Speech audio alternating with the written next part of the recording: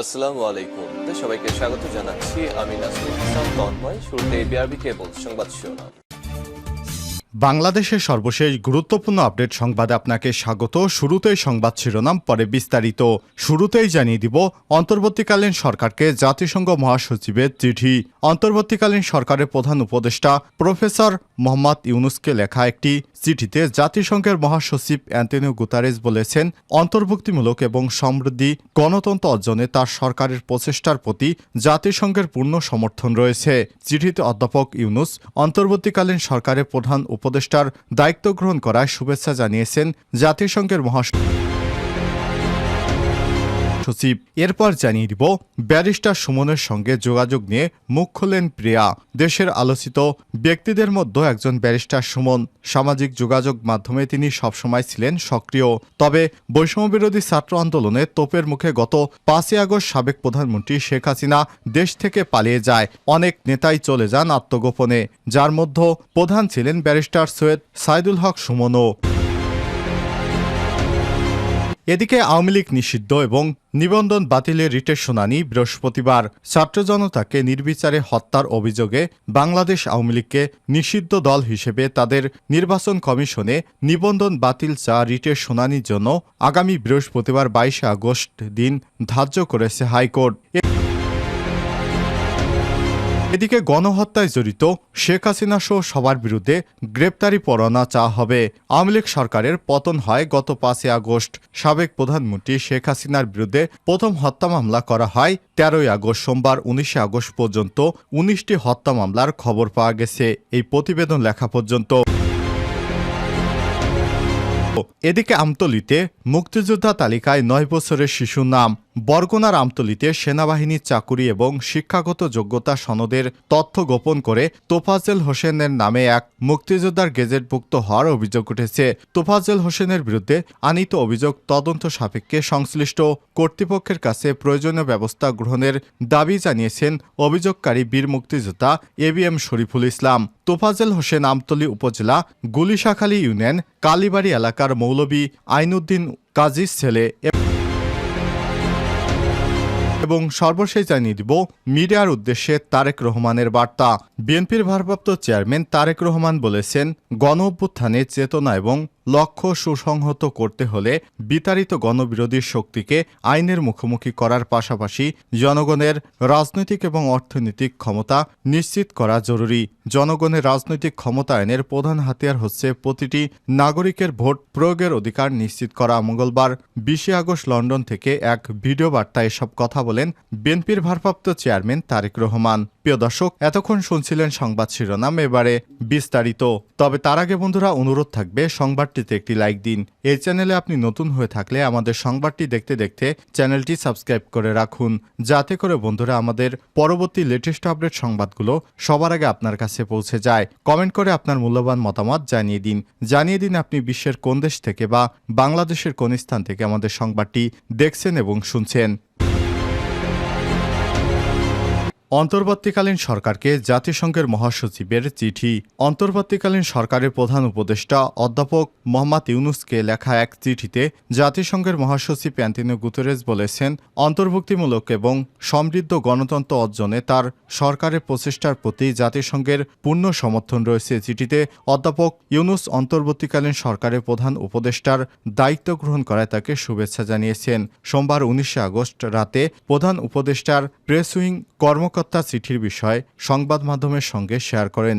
জাতিসংঘের মহাসচিব বলেন, জাতিসংঘ অধ্যাপক ইউনুসের নেতৃত্বাধীন অন্তর্বর্তীকালীন সরকারের সঙ্গে কাজ করতে এবং বাংলাদেশের জনগণের সুবিধার্থে আবাসিক সমন্বয়কারী এবং জাতিসংঘ কান্ট্রি টিমের মাধ্যমে সহায়তা দিতে প্রতিশ্রুতিবদ্ধ। গুতেরেস বলেন, আমি বাংলাদেশে শান্তি ফিরে আনা এবং সংসদ নির্বাচন আয়োজনের প্রচেষ্টাকে স্বাগত জানাই। অন্তর্বর্তীকালীন সময় অধ্যাপক ইউনুসের নেতৃত্বে সহিংসতা বন্ধ, জবাবদিহিতা নিশ্চিতকরণ, আইনশৃঙ্খলা পুনঃপ্রতিষ্ঠা এবং গণতন্ত্র গণতান্ত্রিক নির্বাচনের পথ তৈরিতে গুরুত্বপূর্ণ ভূমিকা পালন করবে বলে মন্তব্য করেন জাতিসংঘের মহাসচিব। তিনি বলেন, আমি আশা করি আপনার সরকার তরুণ এবং নারীদের পাশাপাশি সংখ্যালঘু আদিবাসী সম্প্রদায়গুলোকেও বিবেচনায় নিয়ে অন্তর্ভুক্তিমূলক উদ্যোগ নেবে। গুতেরেস আরও জানান, তিনি সব নাগরিক, বিশেষ করে সংখ্যালঘুদের পূর্ণ সুরক্ষা নিশ্চিত করার জন্য অন্তর্বর্তীকালীন সরকারের উপর নির্ভর করেন। এ সময় তিনি বলেন, বিশেষ করে মিয়ানমারে অবনতিশীল পরিস্থিতির পরিপ্রেক্ষিতে রোহিঙ্গা শরণার্থীদের কল্যাণ নিশ্চিত করার জন্য আমি আপনার প্রতি জোরালোভাবে আহ্বান জানাচ্ছি। বাংলাদেশের ইতিহাসের একটি গুরুত্বপূর্ণ সন্ধিক্ষণে দাঁড়িয়ে আছে বলে মন্তব্য করেছেন জাতিসংঘের মহাসচিব অ্যান্টোনিও গুতেরেস। ব্যারিস্টার সুমনের সঙ্গে যোগাযোগ নিয়ে মুখ খুললেন প্রিয়া।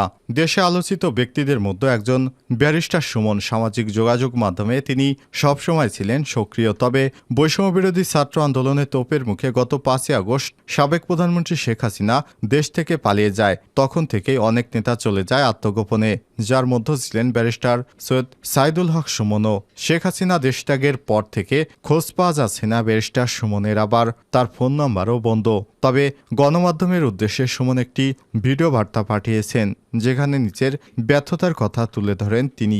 এদিন সম্প্রতি ব্যারিস্টার সুমন কোথায় আছে তা সম্পর্কে মুখ খুলেছেন অ্যাসোসিয়েট আইনজীবী হিসেবে কাজ করা মডেল অভিনেত্রী প্রিয়া জান্নাতুল। তিনি জানান, আমি তো আর উনার অর্থাৎ সুমনের বউ লাগি না। তার বউকে যদি খুঁজে পান তাহলে তার কাছে ওনার সম্পর্কে জানতে চান, আর মনে করেন আমি যদি জানি তাহলে আপনাকে বলবো, এইটুকু তো আপনার বোঝা উচিত। এ সময় তিনি বলেন, কিভাবে জানবো আমি? এ অবস্থায় সে যদি দেশে থাকে তাহলে কি আমাকে ফোন দিবে?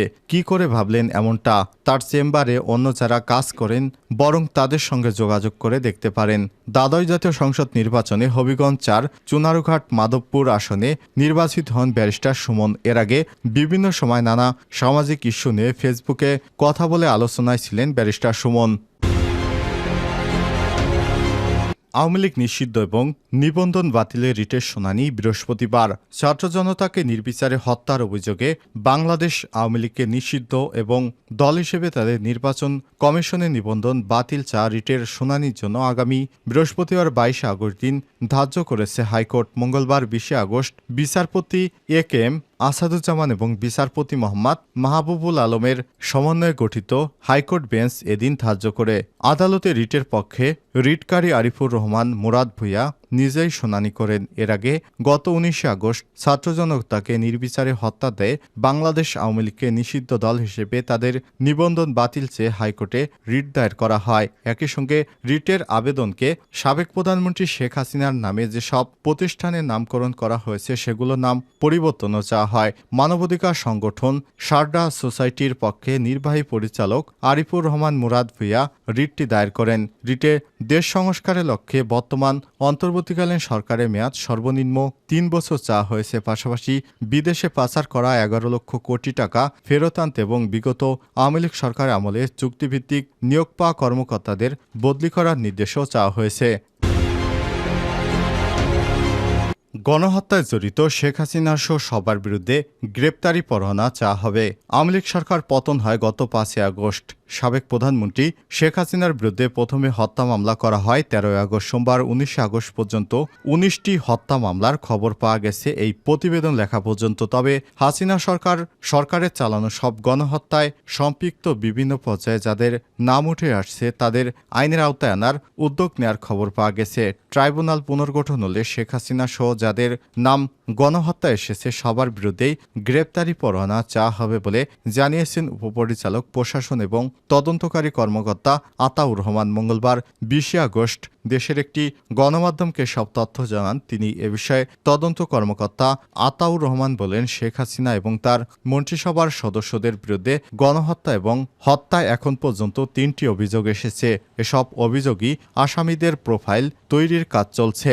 তদন্ত কর্মকর্তা আরও জানান, অন্তর্বর্তী সরকার দ্রুত সময়ের মধ্যে আন্তর্জাতিক অপরাধ ট্রাইব্যুনালে তদন্ত সংস্থার প্রধান সমন্বয়ককে নিয়োগ দেওয়া হবে। কোথা থেকে তারা তদন্ত শুরু করবেন সেটাও দ্রুতই ঠিক করা হবে। এরপর তারা কাজ শুরু করে দ্রুত গতিতে এগিয়ে নেবেন। এদিকে শেখ হাসিনা নেতৃত্বাধীন সরকারের পতনের পর থেকে তার বিরুদ্ধে হত্যা, গণহত্যা, অপহরণ মামলা করা হয়েছে। একই সঙ্গে শেখ হাসিনা এবং আওয়ামী লীগের বিরুদ্ধে গণহত্যা এবং মানবতা বিরোধী অপরাধের অভিযোগ এনে আন্তর্জাতিক অপরাধ ট্রাইব্যুনালে তদন্ত সংস্থায় 2টি আবেদন করা হয়েছে।